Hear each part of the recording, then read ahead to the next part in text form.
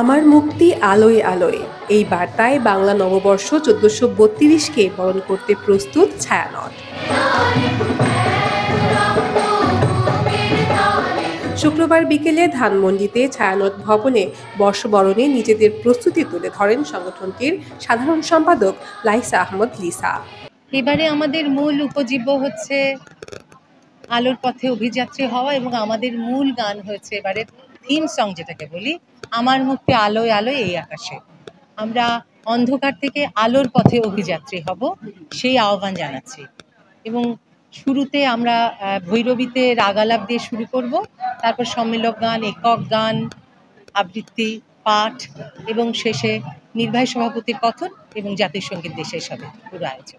আমাদের যে ধারাবাহিকভাবে যা হয় তাই হচ্ছে, তবে এইবারে যেটা একটু খেয়াল করবার মতো যে আমাদের শিশুদের সংখ্যা অনেক বেশি, বড়দের চাইতে এবার শিশুদের সংখ্যা অনেক বেশি, এবং সেই সঙ্গে শিশুদের অভিভাবকরা অনেক বেশি আগ্রহী। সেটা আমাদের জন্য খুবই আশাব্যঞ্জক। আমরা তো দেখি যে আমাদের ছোটদের দলটাই অনেক বেশি শক্তিশালী, এবং তাদের যে আগ্রহ এবং এত কিছু ভেতরেও তারা যে এরকম আগ্রহ করে দিনের পর দিন এসে তারা মহড়া করলো, সেটাতে আমরা ভীষণভাবে অনুপ্রাণিত, এবং এটাই আমাদের ভবিষ্যৎ। এটাই আমরা চাই যে তাদের ভেতরে আমাদের এই মূলধারার গান এবং যে স্বদেশপ্রেম, দেশপ্রেমটা আমরা এই দিনে একটা শপথ নেবার মতো করে দিনের শুরুতে করে থাকি, বছরের শুরুতে, সেইটা যেন তারা যেন বয়ে নিয়ে যায়, তাদের ভিতরে সঞ্চারিত হয়। ২ ঘন্টার বর্ষবরণের এই আয়োজনে রয়েছে ৯টি সম্মেলক, ১২টি একক গান এবং ৩টি পাঠ, আর প্রায় ১.৫ শতাধিক শিল্পী অংশ নেবেন এবারের আয়োজনে। ১৯৬৭ সালে শুরু হওয়ার পর থেকে এবারই প্রথম সন্দিদা খাতুনকে ছাড়াই ছায়ানটের এবারের বর্ষবরণের আয়োজন।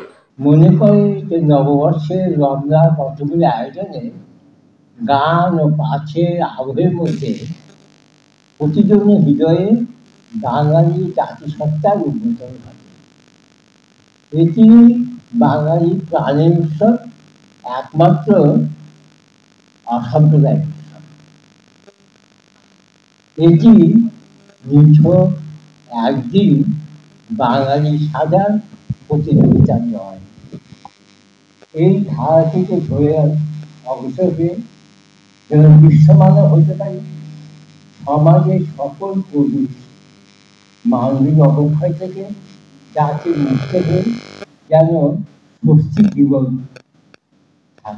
চলতে পারে, সেই প্রার্থনা অভিযান করতে চাই আমরা।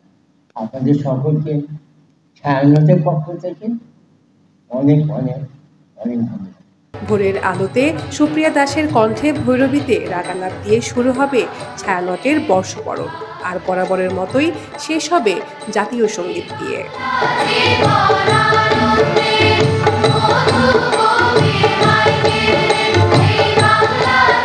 নাজনীন লাকি, সারাবাংলা.net, ঢাকা।